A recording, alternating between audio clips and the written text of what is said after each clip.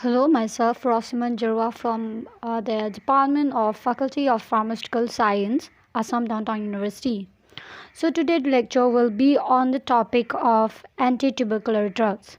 Here I'm going to explain about the intro and the history, a little bit history of the drugs, and then the first line treatment, second line treatment, that is the classifications of this anti-tubercular drug, as you know, the third line, and also other treatments, and also a little bit on the management of adverse reaction.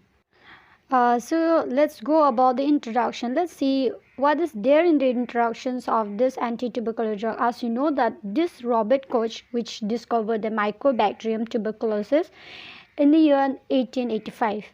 As you have seen that in 2016 worldwide, 10.6 million people became sick with TB, and around 1.7 million TB related death. So over 10 million people in the US are infected, and they have a lifelong risk of developing the TB. Without the treatment, approximately 5 to 10% of the patient will latent TB will process to active TB disease at some point in their lifetime. As you already know, one type of a drugs of this anti-tubercular drug, that is isoniazid. They can reduce the incidence of active TB about 90%.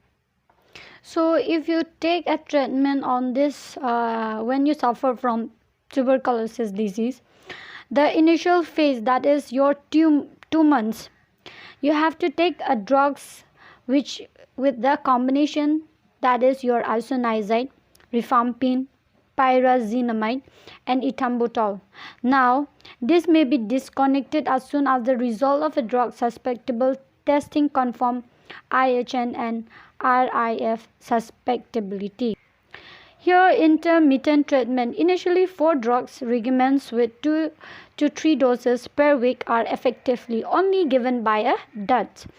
Once weekly continue phase, used for the HIV negative patient, non-cavitary drug susceptible TB, not for children, pregnant women, and also extrapulmonary TB. Now you can see the treatment of TB tuberculosis. Since you already know that there is a first line drug and the which is old, and also the first line drug which is new. In the old one, you can see that isoniazid, in short INH, rifampin, in short RIF, ethambutol, in short EMB, pyrazinamide, in short is called as a PZA, and also there is the additions of streptomycin. So these are the, as you can say, these are the 5 first line drug which is already been doing the treatment, like this the drug which is classified, that is in your old time. But now recently in the new 2016, you can see that accordingly that you already know that there is the isoniazid, rifampin, ethambutol, and pyrazinamide. But here you can see that there is the additions of 2 more drugs, that is your rifabutin, in short is RFB, and also your rifapentin, in short as a RPT. These are the drugs which is newly added in the first line drugs for the treatments of tuberculosis disease. And we can also be seeing for the second line drugs, which is in the old, you can found that there is ethionamide, ETA, para aminocyclic acid, cycloserine, capreomycin, and kanamycin. These are the 5 drugs which is we can be classified under the second line drug, which is in the old time. But recently in the new 2016, you can see that there is the additions of 2 more drugs, that is your levofloxacin and moxifloxacin. These are the 2 drugs which are newly added in the second line drugs along with the old one.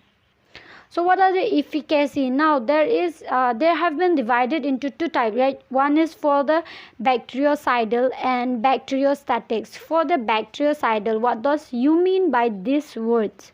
It is the ability to kill cidal bacteria. You can say it as it is the drugs which is able to kill the bacteria. So bactericidal, it is the ability to kill, but whereas as you can see in the bacteriostatic, static means not kill, but it just inhibits or prevent the multiplications of the organism. So in the bactericidal, the drugs which are under this bactericidal are your isoniazid, rifamycin, that is in short you can call as rifampin, and rifabutin, pyrazinamide, aminoglycoside, capreomycin, ethambutol, quinolines, and linezolid. These are the drug which is under the bactericidal or the ability to kill the bacteria. But if you will see in the bacteriostatic, the drugs which are given here for just to inhibit the multiplications of the organism are your ethambutol in low doses, salicylic acid, ethanoamide, that is weakly bactericidal. This is it for your introductions related your antitubercular drugs.